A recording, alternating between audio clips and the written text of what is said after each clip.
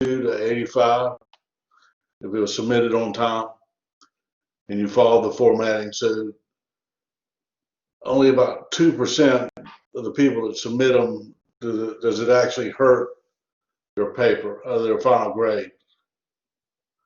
Because you have to remember it accounts for the writing process is 20% of the class. So with your thesis and outline, that's 5. Peer review is 5. And then the final paper is worth 10 points. So let's say you get an 8.5 on the paper. That means you've got a 18.5 out of 20. So that's still an A for the process. But I do want you to look back, and if you see that I've missed anything on the peer review or the thesis and outline, that you get with me so we can resolve that grade and make sure it's posted, because that should be the easiest 5 or 10 points you get in this class. Any questions about the materials that are going to be covered on the test? Quick question. Are chapters 21 and 22 part of the final test, test 3?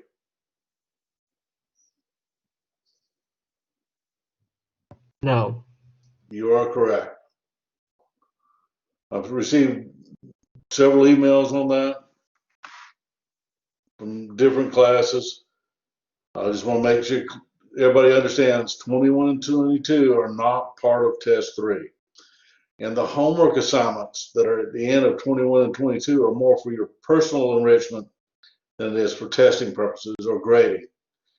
Because the only homework that is graded outside of the writing process are chapters 1 through 20. Each one of them accounts for 5 points on your final grade. Wait a second. Not 5 points. They're 20%, they're a point a piece. So if you missed one and you lost 1 point to your final grade. You missed 5, that means you missed 5 points to your final grade. You missed 10, that means you lost a letter grade. So just keep that in mind. I have already opened up all the materials you need from chapters 13 through 20 for the final test, test 3. Make sure you take the time to go through those materials and prepare for that test. If you had any issues during that time frame, as far as the homeworks, or there was something you didn't understand, and, the light came on after the fact, let me know. I will reopen 1, maybe 2 homeworks at the most, so you can go back and resolve any of those issues. There's also an extra credit opportunity that will be taking place. It'll probably open up tonight because all the papers should be tonight. So I'm probably going to give you that extra credit opportunity tonight. I'll think about it in the end of class. I may let you know. I haven't decided if I'm going to do it yet, either tonight or start it in the morning. But either way, you'll get an announcement in your email with directions on what you need to do. So it should be pretty clear cut what I'm offering. But if you have any questions once it's posted, you can either wait till Wednesday when we're in class again, or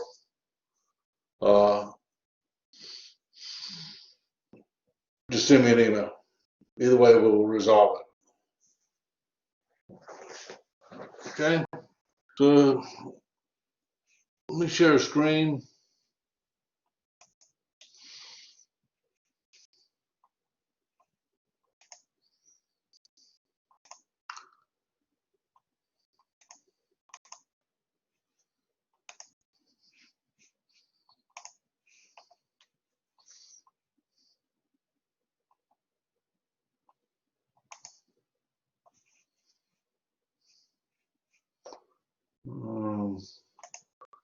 Okay, if anybody does.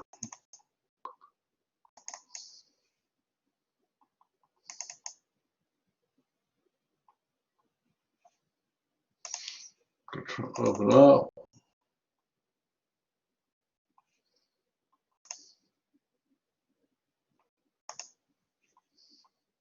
Got one more file I want to open before I share. Excuse me.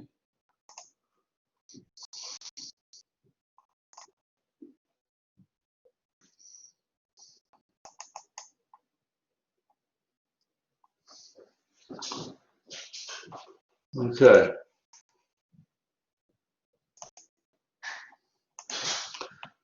You should see a PowerPoint, the theory of consumer choice. This is part of the final test. But if you're going to go into intermediate, macro, and micro on the next level, this is kind of a transition. Both of these two final chapters are somewhat transitional. They take you from regular micro into intermediate. So if you are going to the next level, spend some time and look at this. But we're going to talk about it just a little, and then I've got a video. We were talking about poverty, and I showed you the picture of poverty with the young child and the buzzard. I want to show you a video on poverty in America. But after we go through consumer choice,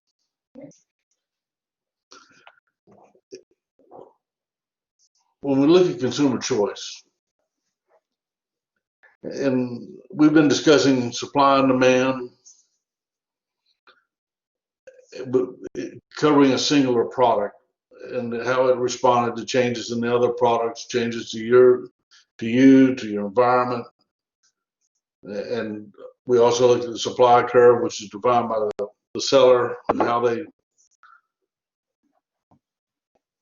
much and how, as far as quantity and price, the market will receive.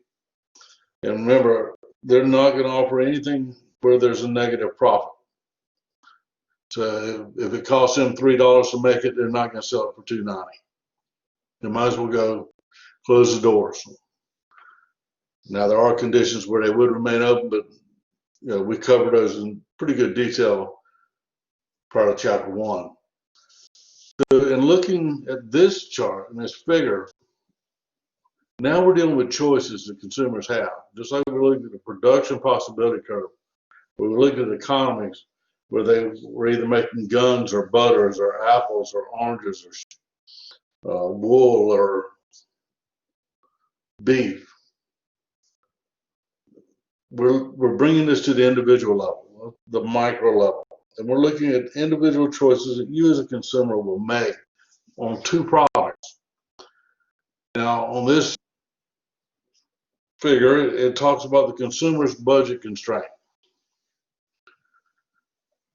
Now, if we look at this, they have two simple products, pizza and Pepsi. Now, they could have been more specific on pizza. They could have said Red Baron pizza or Pizza Hut pizza or whatever. But it's looking at if we have X amount of dollars in our budget, our disposable income. And after we pay our other fees such as rent, mortgages, car payments, insurance, and other things, we may have a budget of $100 or $200 or $300 for these type of items, consumables. And we make a choice based on whether we like one more than we like the other, or we give a value that is greater for one over the value of the other. And it looks like in this individual's position, they have a preference. If you're looking at B, they'd rather have 500 Pepsis than any pizza. Or in this case, if we just go to the midpoint, we see 250 Pepsis and 50 pizzas. or they can just get 100 pizzas and no Pepsis. It's just like we saw with the production possibility curve. Now, what we're going to look at in this chapter, just briefly, is the indifference curve. And to get to the indifference curve, we're going to first look at some movement of this curve, which represents our budget constraints and how much we're going to buy of each product. This curve can change very easily if our income goes up, and we like the proportions that we have now, Pepsi and Coke, income goes up, we're going to see just the movement like this over here, where both will go up.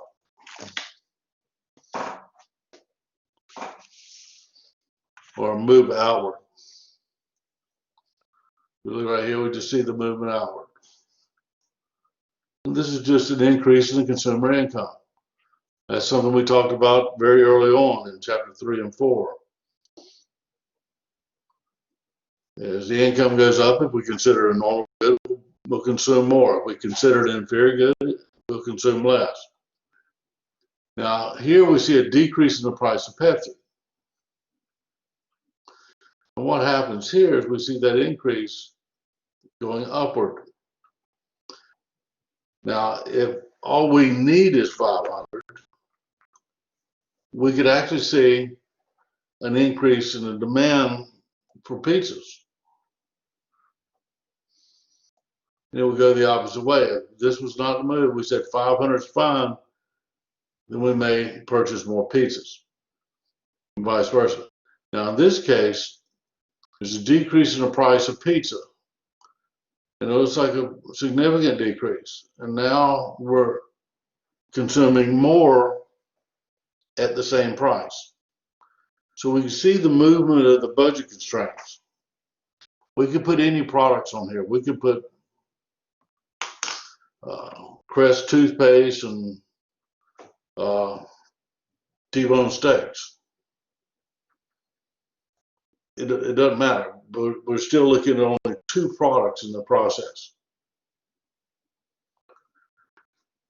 And this is based on our preferences, this indifference curve. In both cases, we can see it's decreasing at a decreasing rate.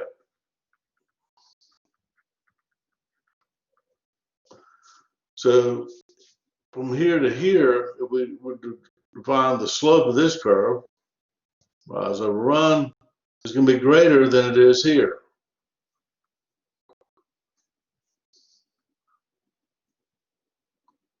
So the slope is greater here, and as we move downward, the slope is going to get even smaller and smaller as we move from left to right.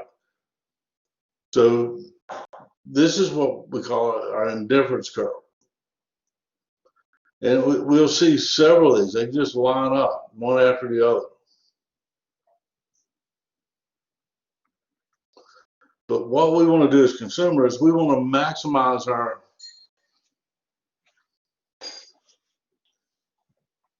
utility or satisfaction. So here we see an indifference curve crossing. That is an impossibility. Now they can run closer together. We could see something like this, but they're not going to cross. Because that's telling us your whole attitude to this product changed once you got to this point, and now it's actually a negative. So we're not going to see that.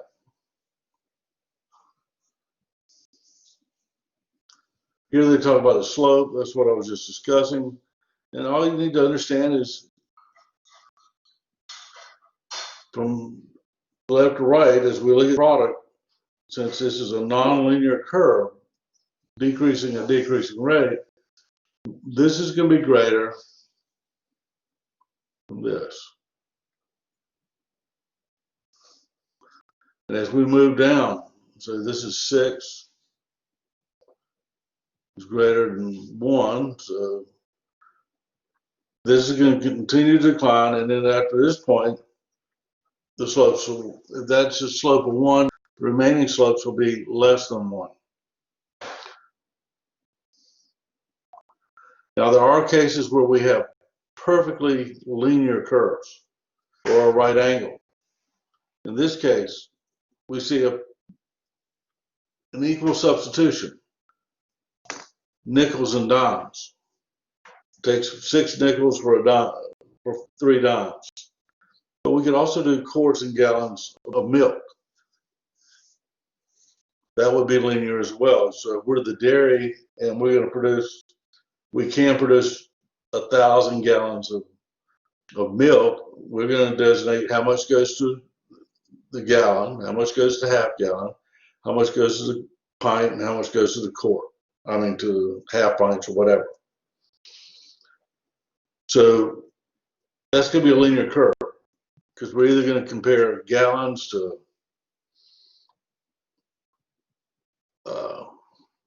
pints or gallons to half gallons or quarts.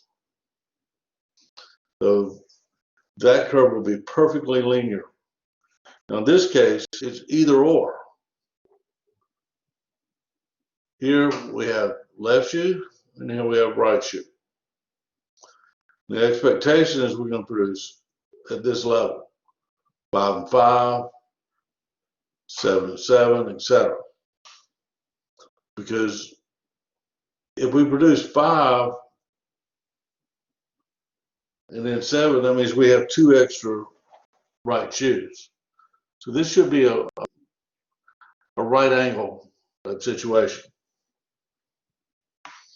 Because you have to have 2 of them to be a pair. And this is the one that you need to watch if you're going to go through the homework. They have a step-by-step video on how to deal with this. In this case, they're showing 3 indifference curves. I1, I2, I3. What is going to happen with this budget constraint? We're going to consume at the level where we reaches the indifference curve that is farther south. This one we've already passed. Now we do cross here and here on 1, but this is the intersecting point we want to see. Now if it was halfway between these two, you're going to fall on I1, or you're going to come up with an additional indifference curve. But in this case, that middle one is the point which we'll consume. Now if for some reason this budget constraint moves outward and it reaches out to here, that will be our level of consumption. That's what we will consume. That will be our optimum level. Just like when we're looking for the optimum level of production for a perfectly competitive firm, monopolistic competition, monopoly and oligopolies. All of them look for that point where MC is equal to MR. Here we're looking for the outermost point where the indifference curve intercepts the indifference curve. We see it here. We see a linear movement. We have 2 linear curves for our budget constraints. We see our budget constraint went up for whatever reason. It could be increased income. It could be a number of things. But we move away from I1. I1 was where we would consume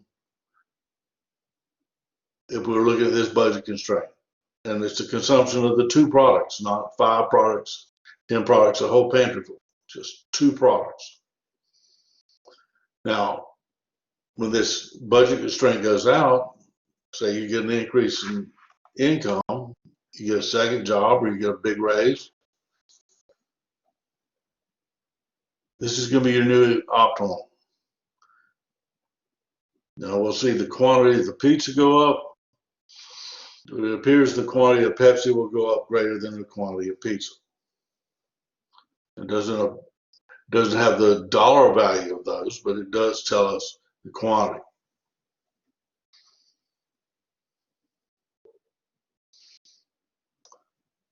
Here we see an indifference curve that's downward, is down from the previous one. We start up here, now we have a new curve that's down here. It's showing that as our income goes up, we'll buy more pizza and less Pepsi. Because we're considering Pepsi not to have as our income goes up, we're going to consume less and less Pepsi. So it's acting like an inferior good. Whereas the pizza is acting as a normal good. These are things we talked about way back, seemed like a decade ago. But it was only about 14 weeks. But what we're looking at here is we're seeing that we have a new optimum, and this indifference curve is basically telling us that with that additional funds, we're still going to buy Pepsi, but we're just not going to buy as much.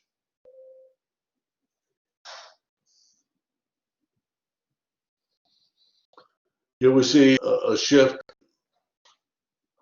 where we have like a decrease in the price of Pepsi, and we can see the original budget constraint. Now we see the new budget constraint. Now we're buying more Pepsi because it's cheaper. But there's very little change in the pizza, but it's actually going downward. So we're considering the value of the pizza, the additional Pepsi holds greater value than the pizza.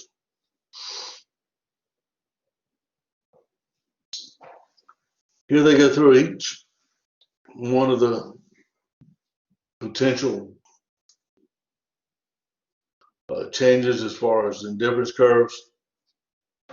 We have the income effect. Consumers richer, they buy more Coke or they buy more pizza. We have the substitution effect where if Pepsi is cheaper, they'll buy more Pepsi and less pizza. That's what we saw right here. This is a substitution effect. And this is the income effect. Where they both, well, no, this is substitution as well. This is the income, where both of them go up if the income goes up. It seems to, it's a little, it appears more complicated than it really is. As long as you understand the basic things, you get an intermediate, you'll start calculating the indifference curves, the isocost curves, which are very similar in nature. We're not doing that. We're just showing what they are and what they mean. Here we see the budget constraint with Pepsi and Coke. We can see that when this curve moved outward, we have the substitution effect and the income effect. If we're looking at income, that means both of them go out. If we have substitution, that means one or both goes inward. Well, both inward will be income as well, because you buy less of both. Here we're seeing the demand curve for Pepsi. Here we see the budget constraints. We have our two different indifference curves. We can see if our income goes up or the price of Pepsi's go down, we're going to buy more. And in this case, we see a substitution effect because we bring this line all the way down.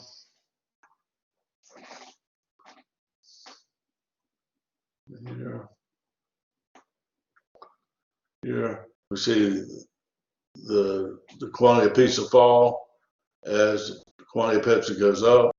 That would be a substitution effect. And all we're doing is moving the budget constraints. Whether our income goes up or down or whatever happens, it changes our desire to consume.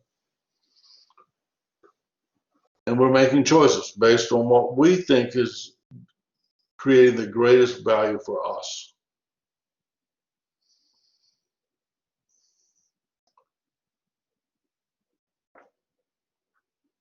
Here we see a situation that's just showing 3 indifference curves, and we go to this point. That's our optimum level. Now, here they talk about the work-leisure decision. There have been studies on work and leisure, and they have found that if wages go up, we tend to want more leisure time. Our drive at the workplace, it doesn't mean that our production goes down, our productivity.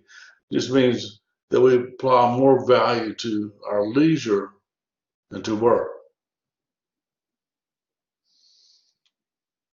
Now we have consumer choice, labor supply, and these 2 graphs.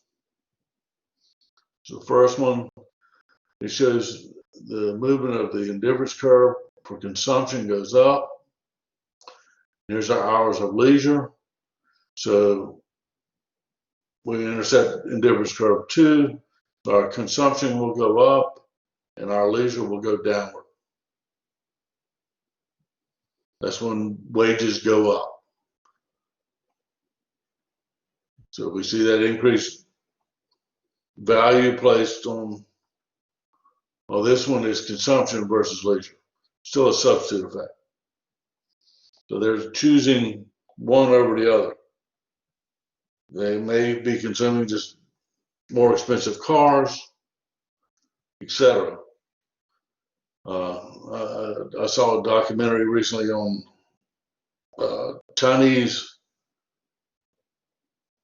children of billionaires, and there's a Chinese car club, and you have to have at least a minimum of a 911 Porsche to even be in the club. Most of them have a fleet of cars. They're billionaires, which is kind of strange, and you see billionaires and communism together. The lower graph,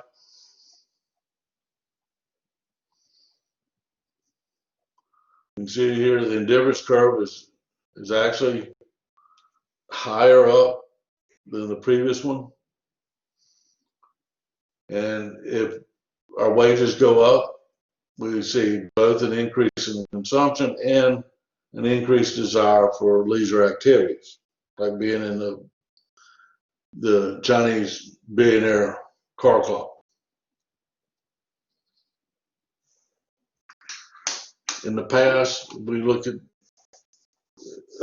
through the Industrial Revolution, we have found that the American workers, the more money they make, the more important leisure time is to them. And it's been studied and measured numerous times. It doesn't mean that there's some people who are not driven from birth to death, wanting to work and increase productivity. If we go to the next slide, this is it. When wages are low, the substitution effect exceeds the income effect. So labor supply slopes upward. As high wages, the income effect exceeds the substitution effect, so the labor supply goes backwards. So the more you make, the more you're willing, more interested in outside things that are not associated with work. You buy a boat, you buy a motorcycle, buy an airplane. There's all types of things you can do. You can buy a skateboard, get a skateboard. There's numerous things you can do. And at some point in your life, you'll start thinking, well, it is more important to be out and about and seeing things and doing things. If I can afford it, that's what I want to do. Any questions so far? Like I said, the big thing is budget constraints. That's the biggest thing.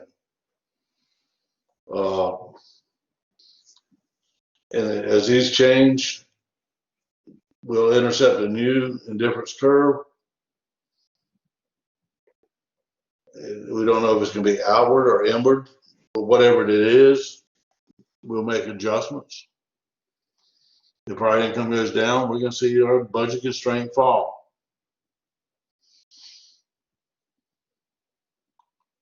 So anytime you see a recession and the loss of incomes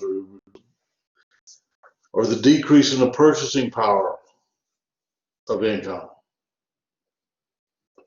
if you don't get a raise in 10 years and inflation has been averaging 1.5% per year, you're actually losing money. Your income has fallen, or your purchasing power has diminished. We don't see that on here, but what would happen is you see a reduction in the value of the money, or your purchasing power diminishing. You see several things happening here because the products are not going to stay the same price. If there's inflation of 1.5% a year, the target is 2%. But let's say it's 2% per year. It means after the first year, if it was $1, it needs to be $1.02. And then it grows exponentially after that.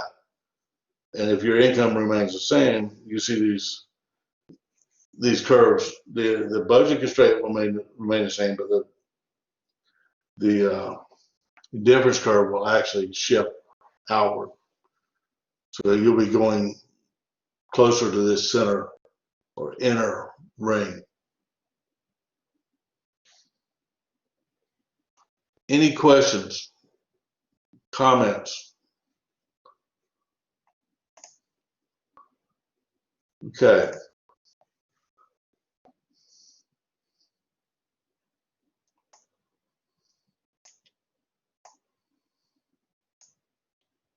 Let's see.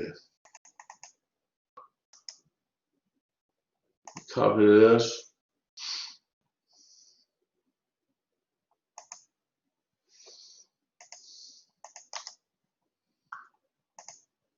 Because we were talking about poverty. In this chapter, we're talking about income as well. This is on PBS Frontline. Oh, that's too long. I've got a different one that's shorter. I need the one that's 24 minutes.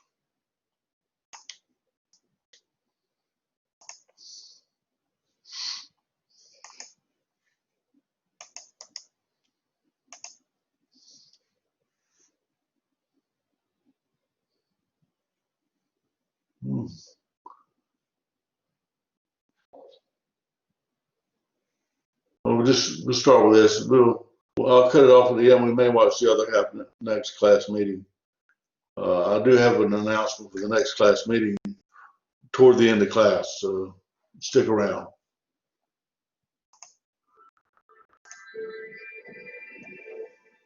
More and more Americans are struggling to find a place to live. Where do you think you're going to go? I don't know where to go. I'm going to a hotel. With the government spending billions to help, why are so many left behind? Only 1 in every 4 in need of housing assistance get it. Frontline and NPR reporter Laura Sullivan investigate the affordable housing crisis. It took me 6 years to get my voucher. This is really a very, very dire emergency. Programs. We have a proven track record. It's produced good housing that's very well run. The problems. It's property they do not own in their neighborhood.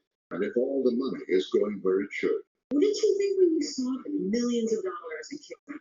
It was amazing. I mean, this is a huge amount of money. If you weren't following the money, how do you know that the low-income housing tax credit is working?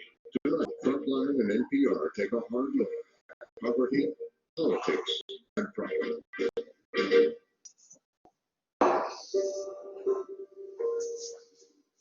I never imagined that a story about low-income housing would lead me here, to an upscale resort in Costa Rica. Los Sueños is a dream world with fancy condominiums and private villas, a first-class hotel, golf course, and its own private marina. I'd come here because our investigation into the money spent to house the poor had taken us into a hidden world of secret bank accounts and shell companies. But I'm getting ahead of myself. To understand what brought me to Costa Rica, I have to take you back 9 months earlier to where our story begins. As our city grows, the number of affordable homes is going the opposite. It's shrinking. So we're calling it the worst affordability crisis in U.S. history.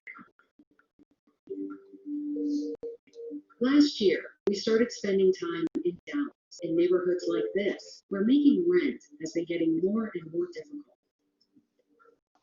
The struggle is real out here. I mean, this is every day in the world you're in, because you're seeing it every day. People's rent checks have just been going up and up, and I don't see any end in sight. These are people who have jobs and children. They're saying that no matter how hard they work, they still can't find enough here. This is the eviction. There are more than 40,000 evictions in Dallas every year. An estimated 2.5 million across the country. Yeah, get a couple more people here. Learn some moving this. Over the past decade, average household incomes have declined, while rents have been rising. And that's pushing more and more people like Carla Powers to the edge. So what happened to you then? I was at work. I work 2 full-time jobs. I'm trying. It's a struggle, and it's real, and it's hard. Seriously, yes. How hard has it been to find housing out here? Horrible. It's freaking horrible. And that's how I ended up in this slum. I didn't want to be here. I didn't want to be here. I don't have horrible credit. You know what I'm saying? But it's just hard. It's just hard. Like millions of Americans, Carla and her family are caught in the long wake of the 2008 financial crisis.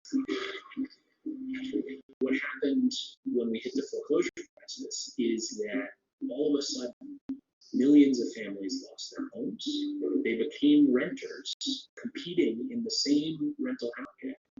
And at the same time, incomes were going down even if you keep your job. And that led to a rental affordability crisis in this country that's as bad as it's ever been in our history. Did it come with a dollar? Have over 11 million renter households that are paying more than half of their income towards their rent each month. That means that they are, one emergency, one broken down car, one illness, one missed day of work, away from not being able to pay the rent. They're really at risk of losing their homes altogether and becoming homeless.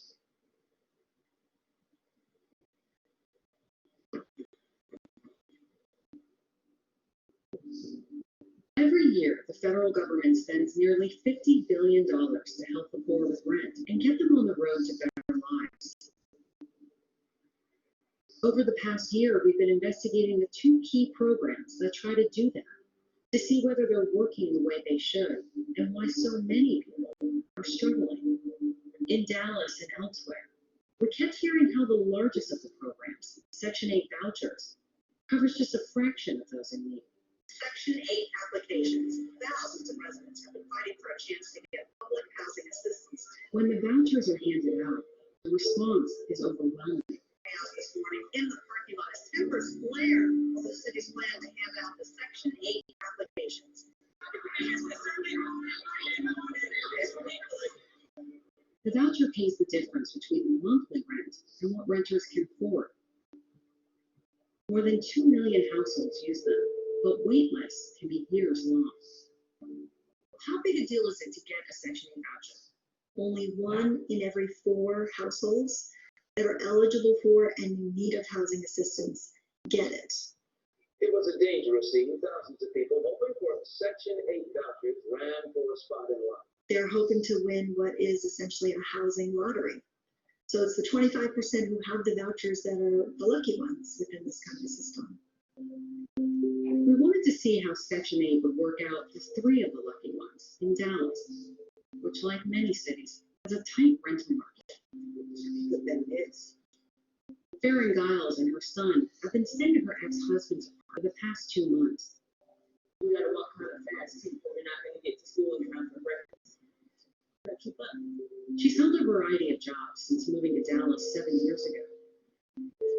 I've been a cashier, I've been a stalker, I've been a caregiver, I've been a welder, I've been clerical work. Oh, mom made cupcakes for a friend. But even when working, she says it's been hard to find a place she can afford. What did you think when you got the voucher? I thought, this is freaking awesome.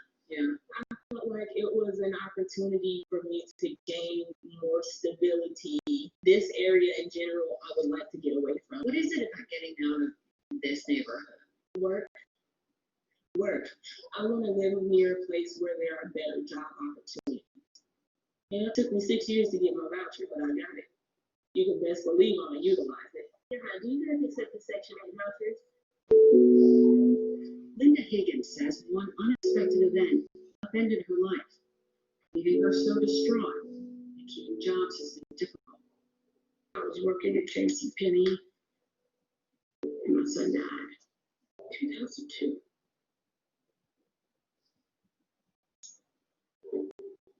Starting different people in the family, not able to afford to pay rent. It sounds like a Section 8 voucher means a lot to you. I haven't had a place to go since 2002. Is it scary that it can all fall apart? That's what makes it so heavy. I met Ciartis Harris in a Walmart parking lot in South Dallas. Ciartis has 7 kids and was living in a shelter. But before that, she says they often lived here in her van. You slept in here with 7 kids. It was like all the time with all of me, but yeah, at some point in time it was. Like it was when I was trying to find a hotel or other people's houses to sleep in. If it wasn't like panning out, we would, go find somewhere to park and sleep in everything. What do you say to the kids? They understand? Because they know. Yeah. They know you're trying. Do you have an area you don't want to live in? The hood. Why not? I don't know, nobody breaking into my house or like trying to beat my children or break into my home. You get into it with somebody, you have to deal with that. And why wouldn't I want to? I went from apartment to living in my van to living in a shelter. Like, yeah, I'm not gonna go backwards. I'm gonna go forward. You know.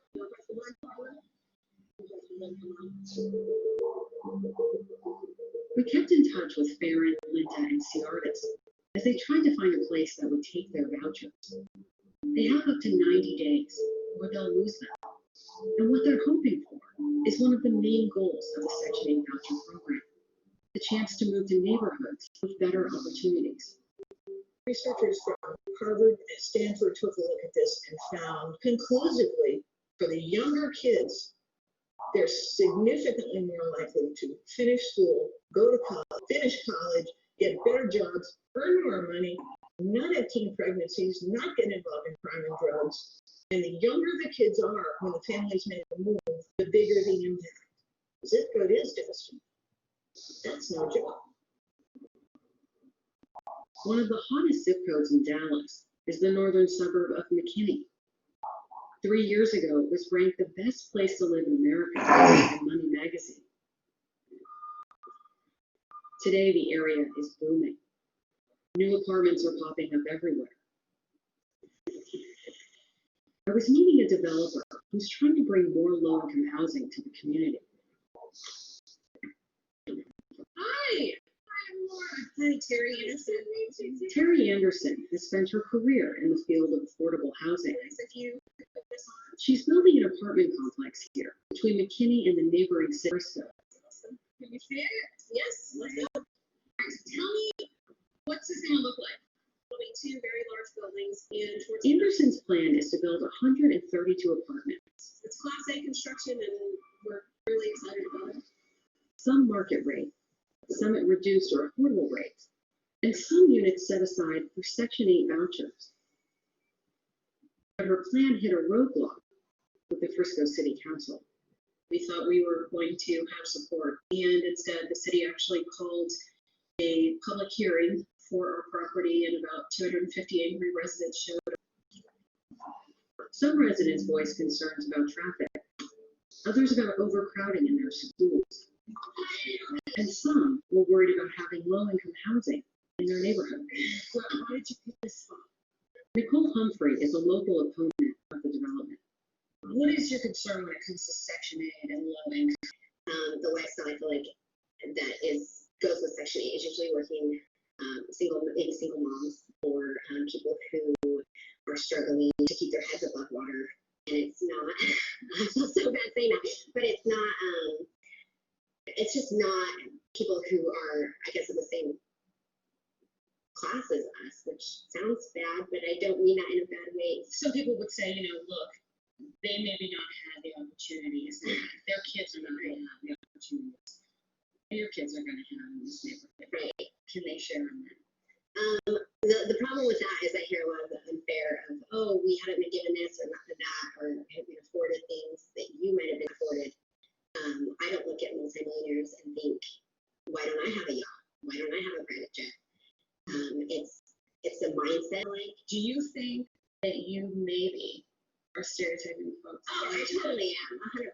It's not. It works both ways.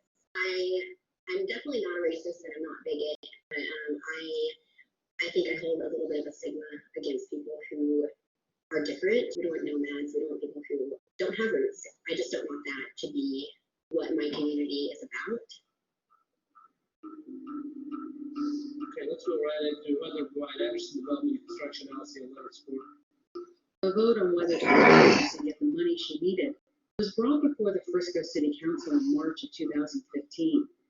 I can't support apartments and I couldn't do that at this time. I don't see anything in this development that helps us take it to the next level. The opponents won the day. Motion passes 6-0 to deny.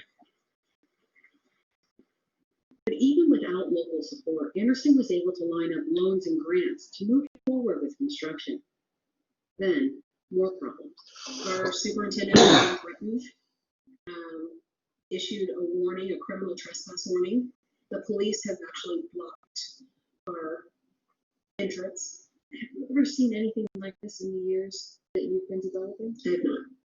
There's an issue with some building on the easement in the right of way.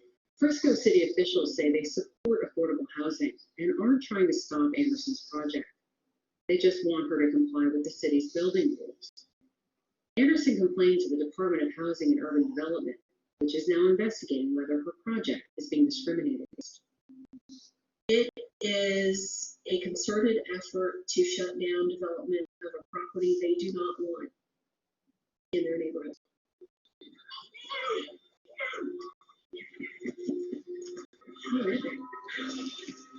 Years ago, just miles away, a confrontation between McKinney police and black youth went viral. The incident became another flashpoint over policing and race. But behind this confrontation were tensions over housing. What was happening at the pool party was we had the white patrons at the pool shouting at black patrons about your Section 8 housing. Then they started verbally abusing, telling me I need to go back to my Section 8 home and stuff like that. The McKinney pool party was a reminder of how inseparable housing and race have been, and of federal policies that divided our cities more than 80 years ago. In 1933, the Public Works Administration began to build public housing. And the important thing to know about this is that segregated public housing in cities across the country that have never known segregation before. Then, in the 1940s and 50s, the government bankrolled a mass migration to the suburbs. The Federal Housing Administration subsidized single-family homes outside central cities for white families. 2/3 of the people in our country now live in a metropolitan area, most relative in the suburbs. At the same time, industry left urban areas, so poverty became even more concentrated, making low-income, segregated neighborhoods even more desperate economically than they had been previously. By the 1960s, the segregation and desperation boiled over. Race riots swept the country. Segregation was something that was eating us away. Most of the focus of civil rights work had been in the South. But by the mid-60s, we were making that turn towards the North, and in the North, segregation was the issue, housing segregation in particular. We want a strong, fair housing bill, and that's the only thing that's going to make it stop. And so it's no mistake that the Fair Housing Act, which had been stalled in Congress, is passed just days after Martin Luther King is assassinated. The act outlawed all discrimination in housing and went further. The Fair Housing Act was now saying we're going to aggressively and affirmatively look for ways to create opportunities for integrated housing and to encourage local jurisdictions to do so. Within years, as conditions in public housing deteriorated, new alternatives were enacted, like Section 8 vouchers.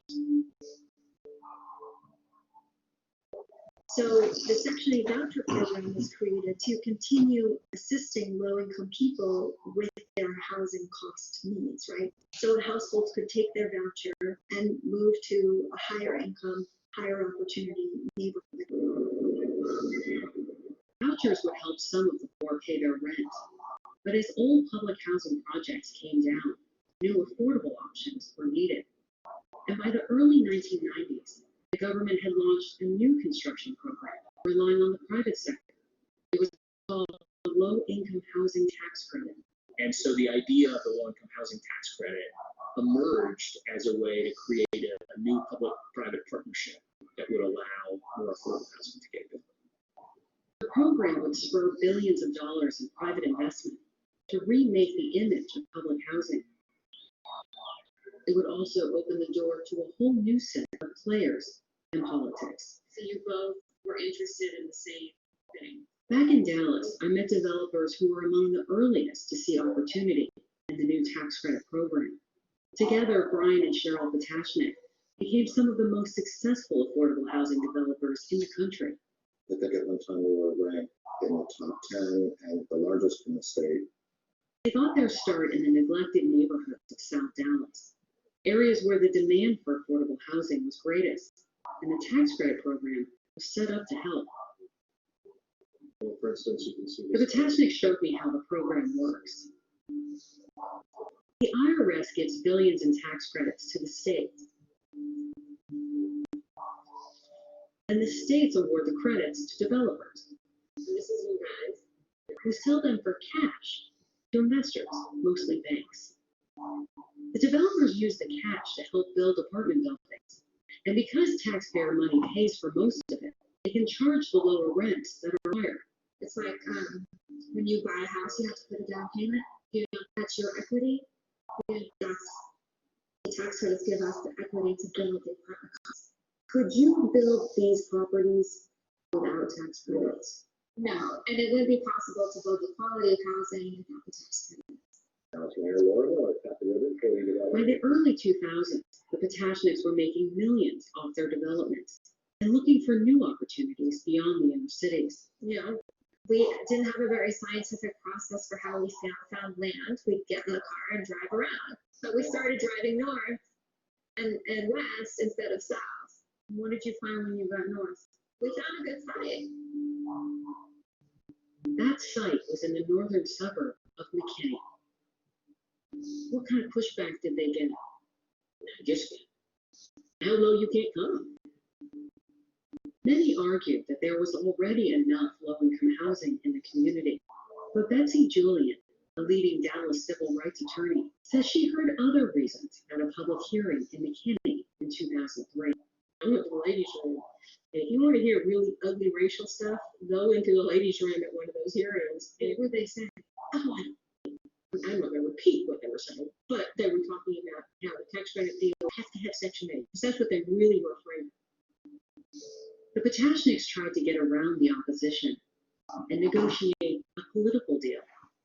We had hired a consultant who was a state senator, who was also a lawyer and a consultant, and he got us an appointment with the lieutenant governor. But then we were told that we needed to hire another consultant, but we couldn't know who that consultant was. You But we could could hire somebody whose name you were not allowed to lobby the governor. We would get calls from consultants like, I know the governor, I know the senator, I know this one, I can help you here. I mean, just rampant. It's just pay me this amount and don't worry about how I do it. Don't ask. Don't ask. Their deal fell through. And their development plans to build in other communities that didn't want low-income housing generated broader opposition. Soon, Texas began requiring letters of support from local and state officials to help get tax credit deals done. What did that mean for the projects when you had to get a letter of support? Well, It basically meant that if the neighborhood didn't want it, the property was not going to get built. The letters of support gave politicians more power to determine the fate of developments, so the Potashniks doubled down to try to get the political buy-in they needed. the Robert Brian Potashnik has the mayor's ear when it comes to meeting the city's need for 30,000 affordable housing units. So I found myself spending a lot of time at City Hall, talking to a lot of politicians. It all began years ago. Getting those letters of support became a high-stakes political game, and in 2007, 14 people, including the Potashniks, were charged in a bribery and corruption scandal, the largest in Dallas City Hall history. Experts say it suggests that Potashnik funneled bribes for a conspiracy for apartment construction approval. It was a corruption case. You were accused of being in a pay-to-play situation.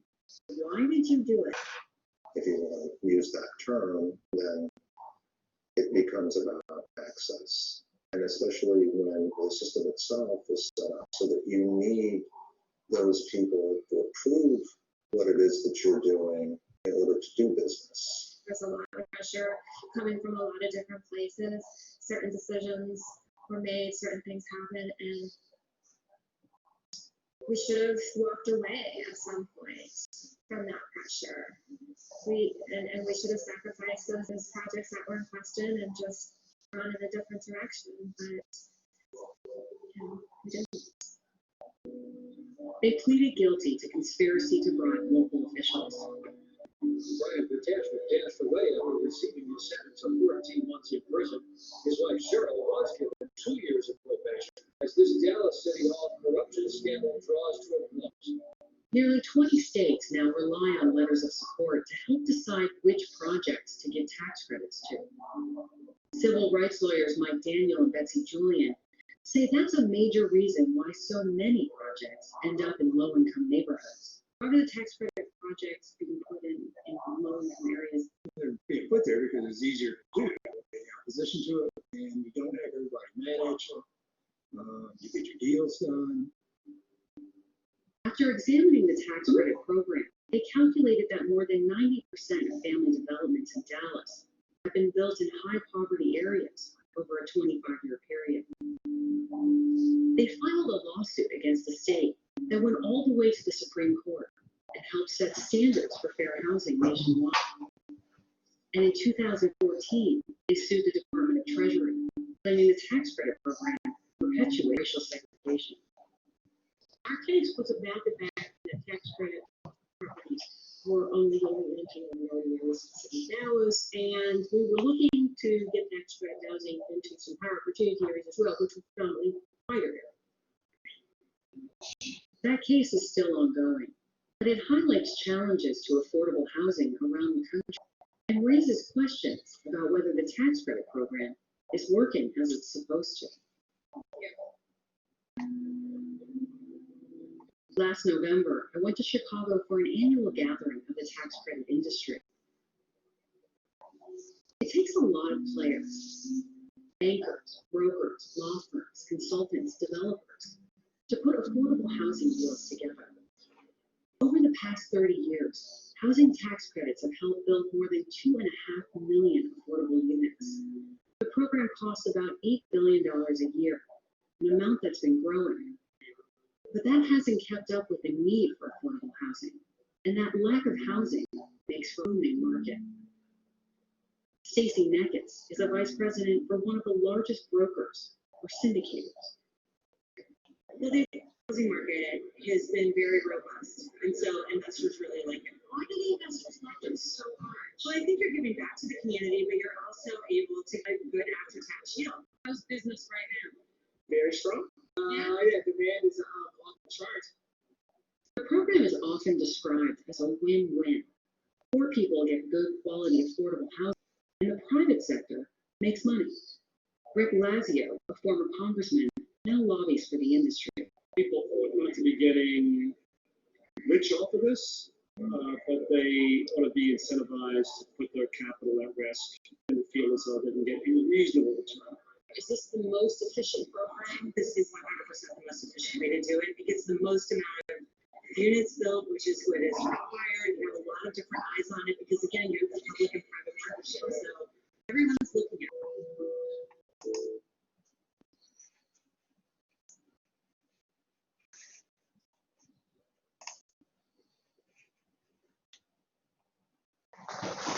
Okay. We'll watch the second half next Wednesday. If you want to see it before then, all you have to do is follow the link and you can go to that and finish it. We stopped at about 27 minutes in, so we got about 30 minutes remaining. Just a reminder, I've opened everything up for the final test. I will be posting some other materials as well. Any questions?